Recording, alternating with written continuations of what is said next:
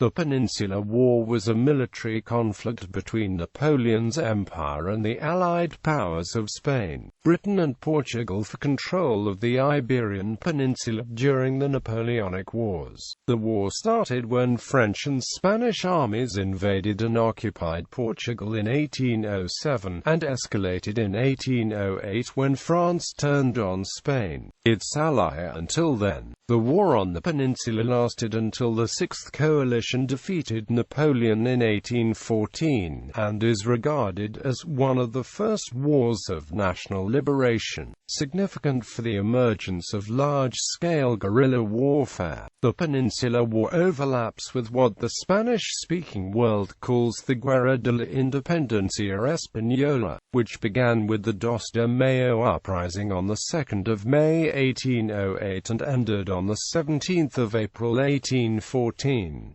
The French occupation destroyed the Spanish administration, which fragmented into quarreling provincial juntas. In 1810, a reconstituted national government, the Cádiz-Cortes, effectively a government in exile, fortified itself in Cádiz but could not raise effective armies because it was besieged by 70,000 French troops. British and Portuguese forces eventually secured Portugal, using it as a safe position from which to launch campaigns against the French army and to provide whatever supplies they could get to the Spanish, while the Spanish armies and guerrillas tied down vast numbers of Napoleon's troops. These combined regular and irregular Allied forces prevented Napoleon's marshals from subduing the rebellious Spanish provinces by restricting French control of territory, and the war continued through years of stalemate. The British Army under the then Lieutenant General Arthur Wellesley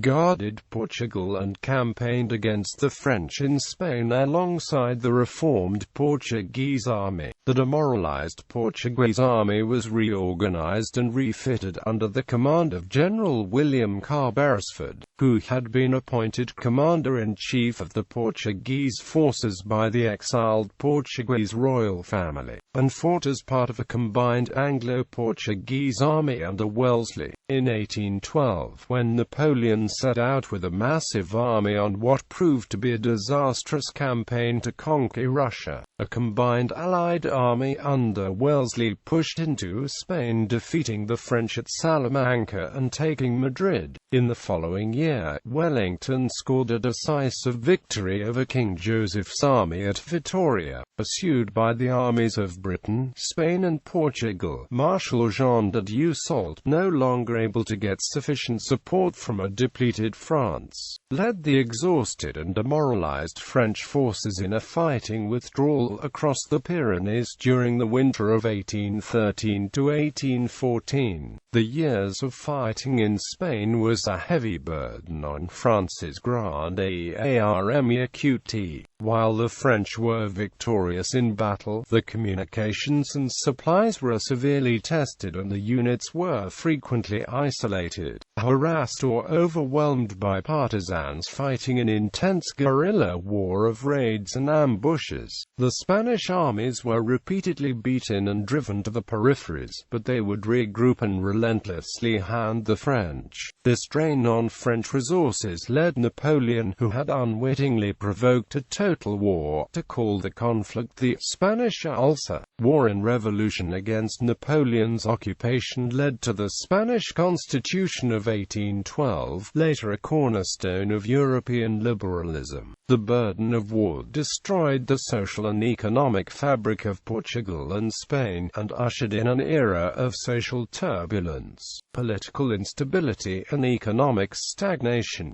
Devastating civil wars between liberal and absolutist factions led by officers trained in the Peninsular War persisted in Iberia until 1850.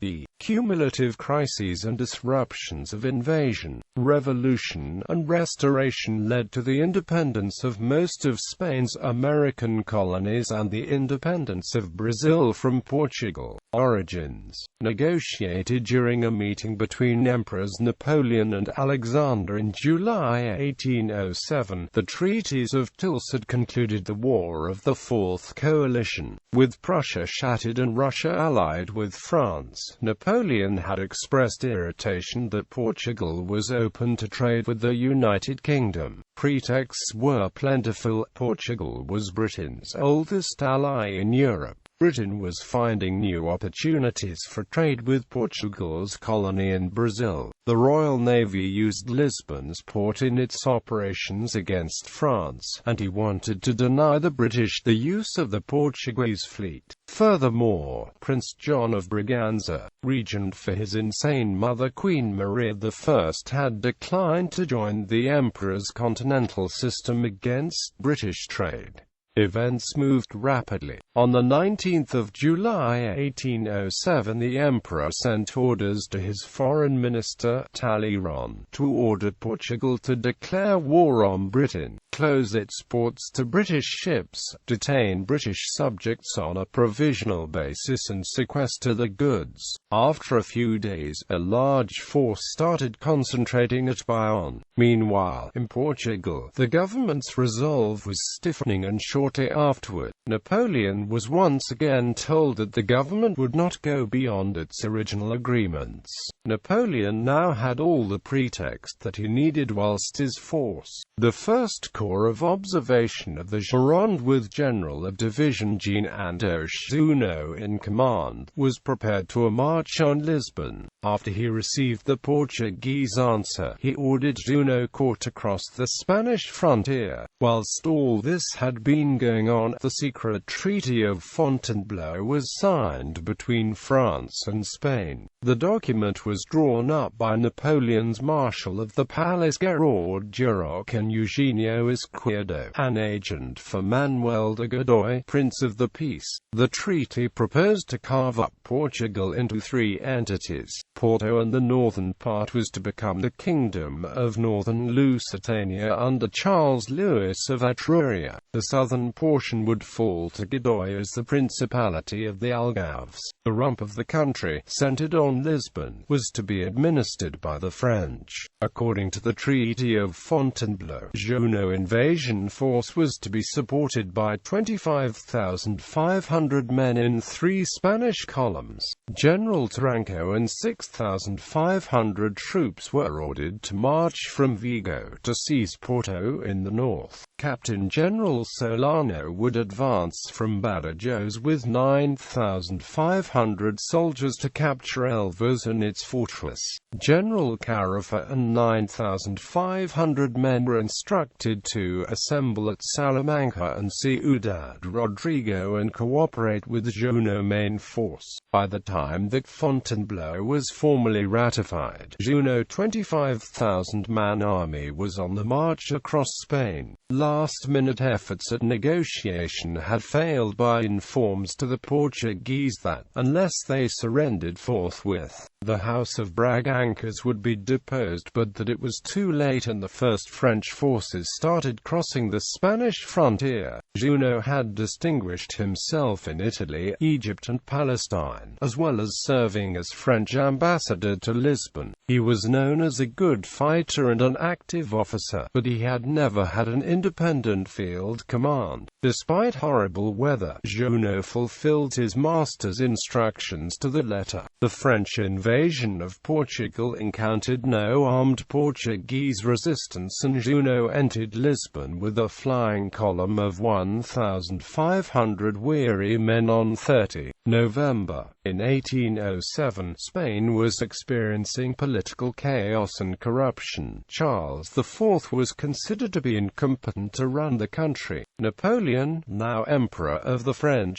decided to take advantage of the dissensions in the Spanish court. Feigning sympathy with the situation, he listened to Charles and his son Ferdinand, inviting them to Paris. Ferdinand responded favorably to Napoleon's advice and asked for the hand of a Bonaparte princess. Napoleon played the part of an ally and coaxed the two Spaniards into believing he had friendly and peaceful intentions. In the absence of Charles and Ferdinand, Napoleon took the opportunity to invade Spain. All over Spain, townsfolk and peasants, who had been forced to bury family members in new municipal cemeteries, stole the bodies back at night and tried to restore them to the protection of the old resting places. In Madrid, the growing Francophilia of the court was met by the major shopkeepers, artisans, taverners and laborers who dressed in traditional style and took pleasure in picking fights with petameters.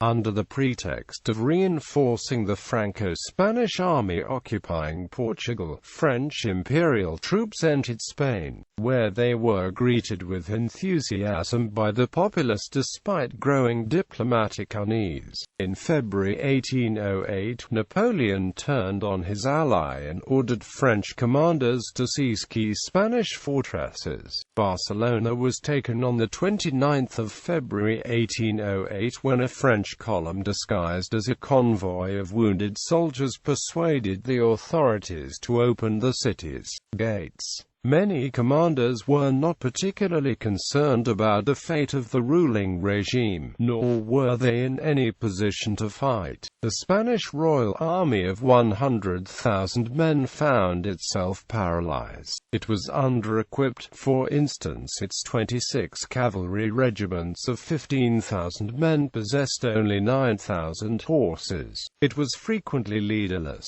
confused by the turmoil in Madrid, and was scattered from Portugal to the Balearic Islands. 15,000 of its finest troops, Pedro Caro, 3rd Marquess of La Romana's division of the North, had been lent to Napoleon in 1807 and remained stationed in Denmark under French command. Only the peripheries contained armies of any strength. Joaquin Blake's army of Galicia and that of Andalusia, under Francisco Javier Castaños. The French were thus able to seize much of northeastern Spain by coups de main, and any hope of turning back the invasion ended. In March 1808, riots and a popular revolt at the Winter Palace in Aranjuez forced King Charles IV to abdicate in favor of his son Ferdinand VII on the 19th of March. The rebellion seemed popular, inspired from outside the military. It was in effect a coup d'etat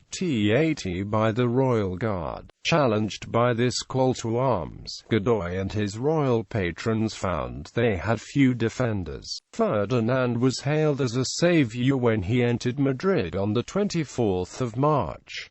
All Carla Galliano wrote, the cheers were loud, repeated and delivered with eyes full of tears of pleasure. Kerchiefs were waved from balconies with hands trembling with pleasure, and not for a moment did the passion or the thunderous noise of the joyful crowd diminish. Iberian insurrections, 1808. Ever since the mutiny of Aranjuez, Spain had been astir. Attacks on Godoyistas were frequent, while the failure of the French to recognize Ferdinand caused much discontent and gave rise to the suspicion that they intended to bring back Godoy. By the beginning of May 1808, rumors were spreading that the Junta de Gobierno, the Council of Regency left behind by Ferdinand, was being pressured into sending the last members of the royal family to Bayonne. On the 2nd of May, the citizens of Madrid rebelled against the French occupation, killing 150 French soldiers before the uprising was put down by Joachim Murat's elite Imperial Guard and Mamluk cavalry, which crashed into the city and trampled the rioters. The next day, as immortalized by Francisco Goya in his painting The 3rd of May 1808, the French army shot hundreds of Madrid's citizens in retaliation. Similar reprisals occurred in other cities and continued for days, strengthening the resistance. Bloody, spontaneous fighting known as guerrilla erupted in much of Spain. Locally organized rebel groups were unaware of the resistance being prepared elsewhere in Spain. According to Esdale, the partisans were as committed to driving the ancient regime out of Spain as they were to fighting foreign armies. The patriots had no scruples about killing officials skeptical of the revolutionary program. When Ferdinand departed for Bayonne, he had left a structure of government headed by the Junta de Gobierno, presided over by Ferdinand's uncle, the Infante Don Antonio. It comprised the ministers appointed by Ferdinand to head the ministries of foreign affairs, war, finance, navy, and grace and justice, which since the reign of Carlos III had constituted the heart of the Spanish administration. Coexistent with the departments were the councils of Castile, the Indies, war, the Admiralty, the Treasury, the military orders, and the Inquisition. Spain was divided into 32 provinces, each headed by a treasury official known as an intendente, and 14 military regions, each headed by a viceroy, captain general or commandant general. New heads were found for all the ministries. The Duque de Infantado, and old enemy of Godoy, was appointed president of the Council of Castile, and Gregorio Garcia de la Cuesta was made captain general of Old Castile. Despite a few officials having been driven from the posts by popular fury, the overall system was unchanged. Although the Spanish government, including the Council of Castile, had accepted Napoleon's decision to grant the Spanish crown to his brother Joseph, the Spanish population rejected Napoleon's plans and expressed their opposition through the local municipal and provincial governments. Following traditional Spanish political theories, which held that the monarchy was a contract between the monarch and the people, local governments responded to the crisis by transforming themselves into ad hoc governmental juntas. The first wave of uprisings that took place without any knowledge of revolt elsewhere were in Cartagena and Valencia on the 23rd of May, Zaragoza and Murcia on the 24th of May, and the province of Asturias, which cast out its French governor on the 25th of May, and declared war on Napoleon at the height of his greatness. Within weeks, all the Spanish provinces followed suit. In Cartagena, red cockades, the traditional badge of the Bourbon monarchy, were handed out to the people, and the garrison supported the rising, whereupon the captain general and the military governor were arrested. A provincial junta was established under a prominent admiral. In Zaragoza, where José Palafox, a brigadier of the elite royal guards, had been hiding outside the city, the conspirators' agents steered the crowds into calling for him to lead them. The captain general was imprisoned and Palafox was installed as de facto governor of Zaragoza and captain general of Aragon. He wasted no time in declaring war on Napoleon and, with his elder brother, commanded a series of attacks against the French that led to the first siege of Zaragoza. Most major towns now had emergency administrations. Two exceptions were Cádiz, where the town council held sway, and Zaragoza, which was in the sole charge of Palafox, but the resultant juntas refused the bourgeois revolution of Marxist legend. The deteriorating strategic situation forced France to increase its military commitments. In February 1808, Napoleon had boasted that 12,000 men could conquer Spain. By the 1st of June, over 65,000 troops were rushing into the country to control the crisis. The main French army of 80,000 held a narrow strip of central Spain from Pamplona and San Sebastian in the north to Madrid and Toledo in the south. The French in Madrid sheltered behind an additional 30,000 troops under Marshal Bon Adrien Ginot de Montcy. Jean and Oceanico were stranded in Portugal, cut off by 300 miles of hostile territory, but within days of the outbreak of revolt, French columns in Old Castile, New Castile, Aragon and Catalonia were searching for the insurgent forces. Spain in revolt, 1808. Napoleon had expected popular risings, but believed that the Spanish army would either remain neutral or put itself under his command. From Murat's optimistic reports, Napoleon believed the uprisings would die down and Spain become peaceful if his brother retained the throne, while French flying columns seized and pacified Spain's cities. He also had no respect for the insolent Spanish militias that opposed him. The First Army of Spain was outnumbered and had inferior troops. To this end, Pierre-Antoine Comte Dupont de L'Ertang led 24,430 men south towards Seville and Cadiz. Marshal Jean-Baptiste Bessières moved into Aragon and Old Castile with 25,000 men, aiming to capture Santander and Zaragoza. Moncey marched toward Valencia with 29,350 men, and Guillaume Philibert Duhesme marshaled 12,710 troops in Catalonia and moved against Girona. However, at the two successive battles of the Bruc, in the mountains some 50 kilometers outside Barcelona, Schwarz's 4,000 troops, marching from the city towards Zaragoza, were forced back following the heavy casualties inflicted on them by local Catalan militia. The Miquelets, Duhesme's Franco-Italian division of almost 6,000 troops failed to storm the city at the Girona, and leaving Chabron's brigade to hold Mataro, was forced to return to Barcelona. In Aragon, Charles Comte Lefebvre Desnouettes, the commander of the 6,000-strong French force bearing down on Zaragoza, decided to rush the city. French calls for an honorable capitulation met with the reply, "War to the knife." Resorting to urban warfare, Palafox defied the French for 3 months. Moncey's push toward the coast ended in defeat outside the walls of Valencia, where 1,000 French recruits died trying to storm the city. Managing to defeat Spanish counterattacks, Moncey began a long, harried retreat. In the north, the French found a measure of success. When Bessières' march on Santander was checked by partisan attacks in July, the French turned back and encountered Blake and Cuestra with the combined army. In the Battle of Medina del Rio Seco, the Spanish generals, at Cuestra's insistence, hurried toward the vulnerable French supply lines at Valladolid. The two armies deployed on the 14th of July, but Cuestra had left a gap between his troops and Blake's, which the French used to their advantage, and with Cuestra defeated, Old Castile returned to French control. Blake escaped, but the Spaniards lost at least 1,000 dead or wounded, 1,200 prisoners and 13 guns. French losses had been minimal, perhaps 400 men.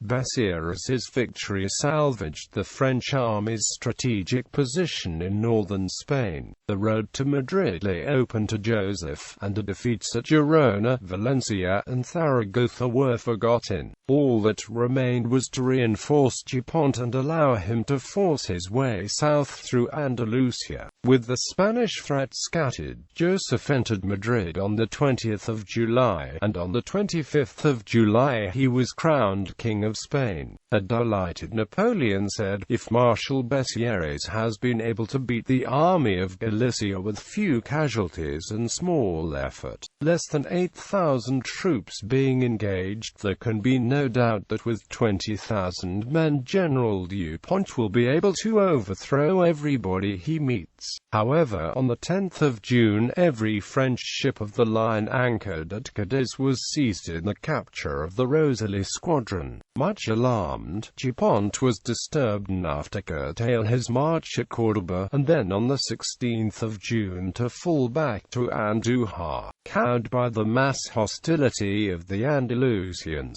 he broke off his offensive and was then defeated at the Battle of Bailen, where he surrendered his entire army corps to Castanos.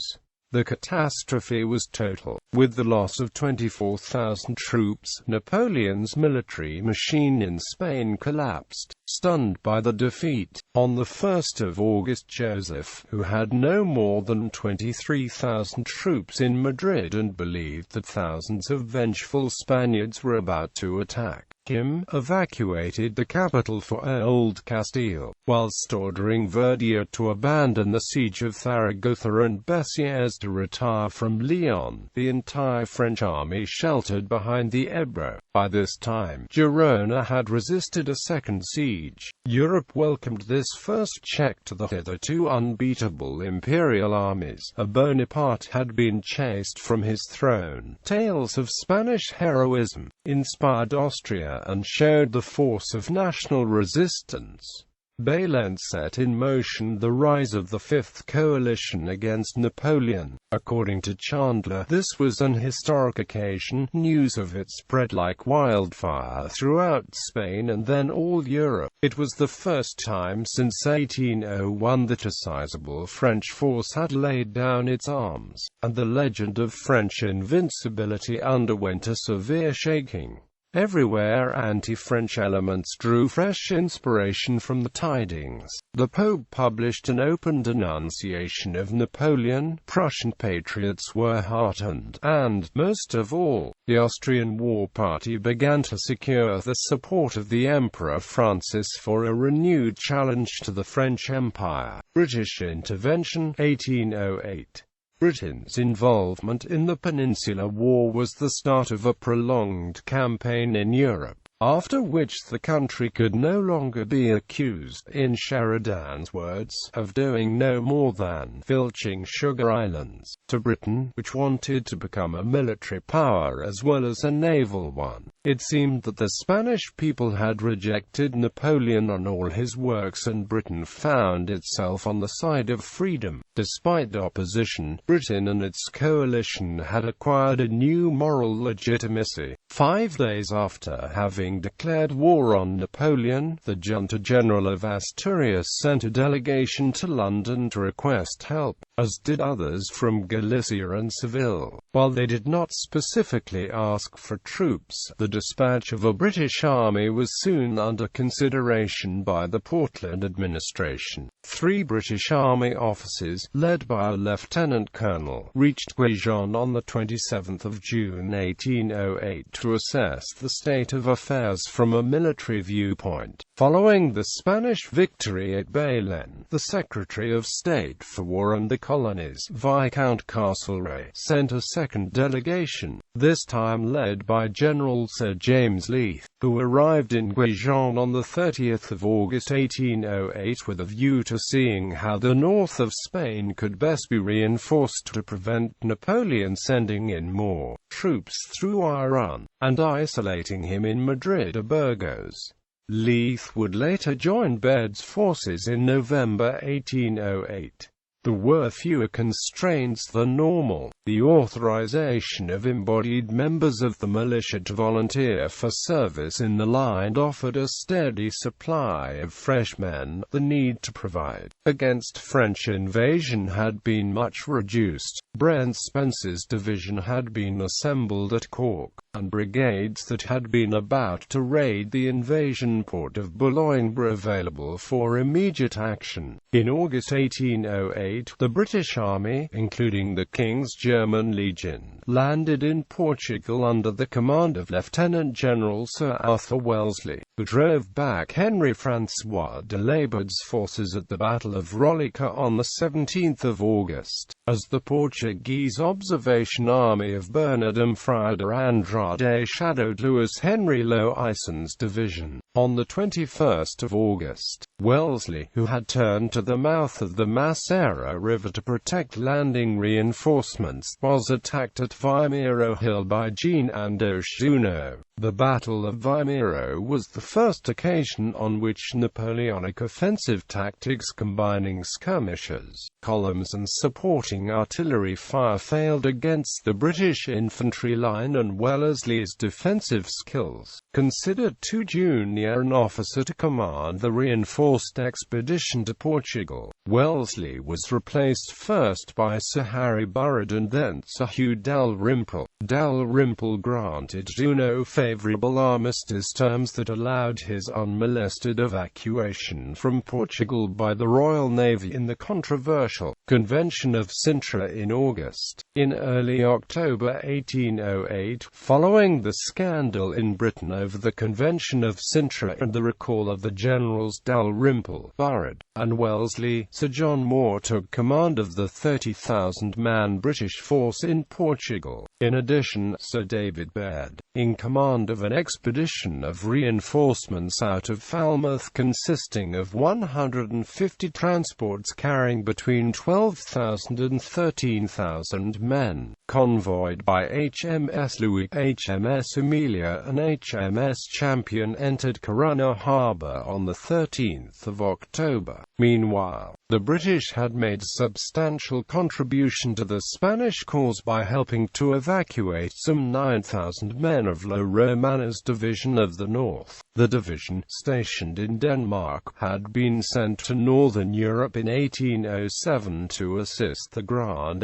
Armée Equity while Spain and France were still allies. However, on learning that Napoleon had placed his brother Joseph Bonaparte on the Spanish throne, La Romana and his officers, who included Joseph O'Donnell, secretly negotiated for the British Baltic Fleet to help transport the Spanish division back to Spain. In August 1808, after seizing Danish ports and ships to make the way to a rendezvous with Admiral Richard Goodwin Keith's British squadron on Langeland Island, all but 3 regiments that had been unable to escape transferred to Gothenburg, Sweden, before setting sail for Santander, where they arrived in October 1808.